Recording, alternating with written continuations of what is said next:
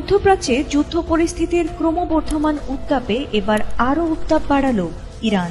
এমনকি ইসরায়েলকে ধ্বংস করার কঠোর হুঁশিয়ারিও দিয়েছেন ইরানের সর্বোচ্চ ধর্মীয় নেতা আয়াতুল্লাহ আলী খামেনি। তিনি স্পষ্টভাবে জানিয়ে দিয়েছেন, এ যুদ্ধে ইসরায়েলকে মোকাবেলায় কোনো দয়া দেখাবে না ইরান।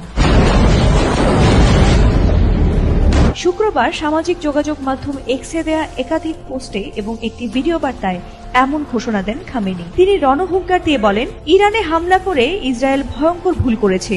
এটি শুধু একটি বড় অপরাধ নয়, বরং চরম বেপরোয়া আচরণও। আমাদের ভূখণ্ডে, আমাদের আকাশসীমায় কোনো অনুপ্রবেশ মেনে নেওয়া হবে না। আল্লাহর কসম, এই হামলার পরিণতি হবে ভয়াবহ।